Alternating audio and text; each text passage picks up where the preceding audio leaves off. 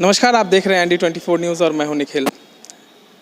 देश में देश सेवा करने के बाद एक ऐसे अधिकारी अब बिहार में आरजेडी ज्वाइन कर लेते हैं। कई सालों तक अपनी देश सेवा करते हैं। हमारे साथ मौजूद हैं ब्रिगेडियर प्रवीण कुमार, जो आरजेडी में बिहार में पार्टी ज्वाइन किए हैं। स्वागत है सर आपका। और धन्यवाद निखिल। मैंने देश सेवा के पश्चात रिटायरमेंट के पहले पटना में ही पोस्टेड था ग्रुप कमांडर एनसीसी के तौर पे पिछले 3-3.5 सालों से, और उसके पहले भी मैं पटना में यहाँ के सबेरिया में पोस्टेड था लगभग 2.5 ईयर्स और सो 11 से 14। तो यहाँ की हालात और यहाँ पे जो एक तरह की स्थिरता आ चुकी है, लोग विकास हुआ है, मैं ये नहीं बोल रहा हूँ कि विकास नहीं हुआ है, बट देन जिस गति से होना चाहिए, जिस अनुपात में इतने समय में होना चाहिए, उस अनुपात में नहीं हो रहा है। जैसे कि अगर आप कहेंगे कि कांग्रेस के ज़माने में जैसे भाजपा के लोग बोलते हैं कि नहीं हुआ और अभी हम कर रहे हैं, तो जनाब जब हम पिछले 70 सालों में कांग्रेस ही थी जिसने भारत को इस पटल पे लाया है। 1971 की लड़ाई भी हमने जीती है और उसके बाद भी बहुत सारे अच्छे कार्य किए गए हैं।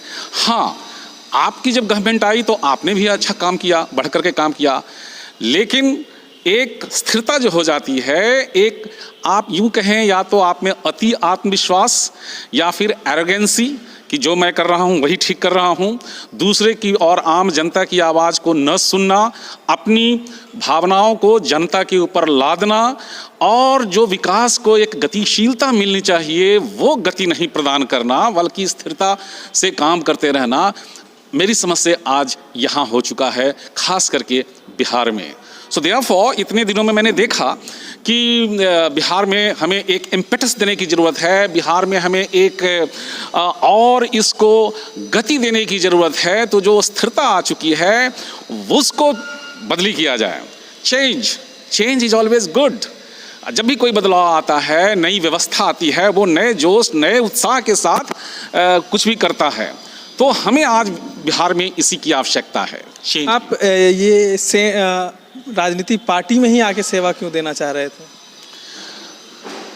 देखिए, नीति निर्धारण जब मैं सेना में रहने के पश्चात यही समझा कि सैनिक लड़ता है अवश्य, लेकिन हमारे जो सुप्रीम कमांडर होते हैं, यूं तो सुप्रीम कमांडर माननीय राष्ट्रपति महोदय होते हैं आर्म फोर्सेज का, लेकिन मैं आर्मी के कमांडरों की बात कर रहा हूं, वो भी जो है सरकार से ही ऑर्डर लिया जाता है, सरकार ही नीति निर्धारण करती है, उसी के नीति निर्धारण के मुताबिक ही हम अपनी लड़ाई आगे बढ़ाते हैं। कितनी सीमा तक करना है, कितने गहराई तक करनी है और कितने वॉल्यूम में करने हैं, ये सब कुछ गवर्नमेंट के डायरेक्शंस के मुताबिक होता है। लोकल छोटी छोटी लड़ाइयाँ जो होती हैं वो अवश्य वहाँ का कमांडर देखते हैं।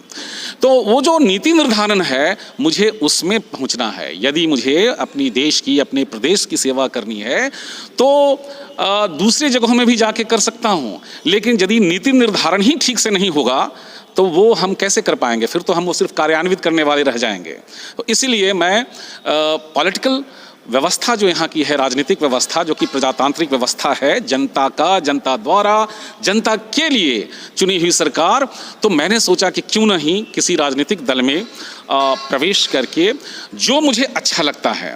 और आज की डेट में जैसा कि मैंने बताया, स्थिरता आ चुकी है, विकास कहने वाली बात रह चुकी है, लोगों की प्रायोरिटी शिफ्ट हो गई है। जब मैं ये बोलूँ कि प्रायोरिटी शिफ्ट हो गई है, एक तरफ तो कहाँ हमारे स्टूडेंट्स का, हमारे नवजुवकों नवजुवतियों का पलायन हो रहा है दूसरी जगह पढ़ाई लिखाई के लिए, तो हम वहाँ पे उतना इम्पेटस न देके, उतनी उसको प्रायोरिटी न दे करके हम मद्य निषेध के लिए इतना दिए जा रहे हैं कि आप वहाँ पे ड्रोन से चेक करवा रहे हैं। अभी कल परसों बताया गया वायुयान का इस्तेमाल करेंगे। तो मेरी समझ से प्रायोरिटी कहीं शिफ्ट हो रहा है।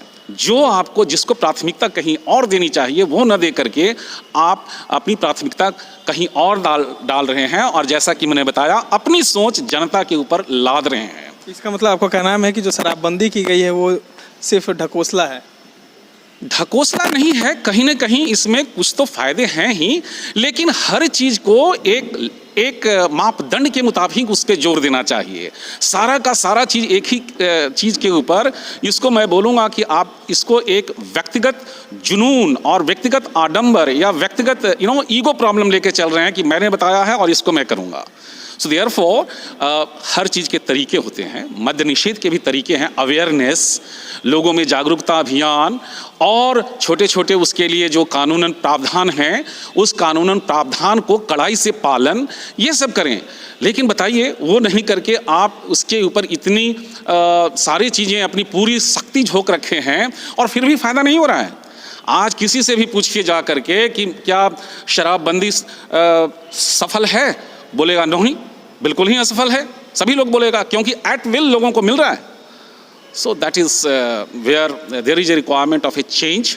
एंड इसलिए मैंने ये जब देखा कि माननीय तेजस्वी यादव जी, उनके भाषण को मैंने सुना, जो उन्होंने भाषण दिया विधानसभा में जो सत्र का जब नया सरकार बनी थी, और उस समय तो उनकी सोच, उनके विचार, और बाद में भी जब उनसे मेरा इंटरेक्शन हुआ, उन्होंने अपनी राष्ट्रीय कार्यकारिणी की जो यहाँ पे अधिवेशन हुआ था उसमें अपने लोगों को जब उन्होंने, हम सभी को, मुझे भी मौका मिला था वहाँ पर विशेष तौर पे, तो जो उन्होंने बताया, जो उनकी सोच है A to Z, सबको साथ के लेकर के चलना, सबका विकास करना और एक जोश के साथ में करना। अपने सभी कार्यकर्ताओं को बता रहे थे कि हमें अभी एक शांतिपूर्ण तरीके से, प्रजातांत्रिक तरीके से अपने प्रदेश के विकास के लिए कार्य करना है, और पुराने विचार और जो दशकों पहले हुआ करते थे वो विचार को से हट के हमें काम करना है। तो एक युवा नेता हैं, उदयमान नेता हैं, और सोच भी नई है, जोश भी है उनमें, उत्साह भी है उनमें, देख रहा हूँ। तो देयरफॉर मैंने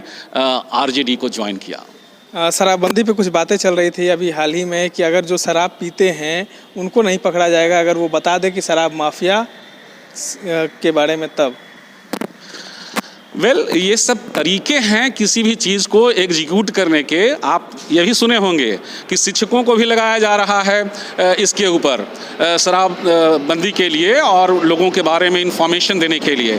ये जब पूरी जनता की तरफ से एक तरह से प्रतिरोध हुआ, लोगों ने बताया कि जनाब ये क्या कर रहे हो, शिक्षकों को शिक्षण कार्य में ही लगाइए, ना कि इस तरह के चीज़ों में, तो उन्होंने फिर बदली किया। तो ऐसे एक तरह के ध्यान को बांटने वाली चीज़ें, नई नई चीज़ें लेकर के आते हैं कि ध्यान बढ़ जाए, लेकिन उससे कोई खास ज़्यादा फायदा नहीं हो रहा है। Thank you.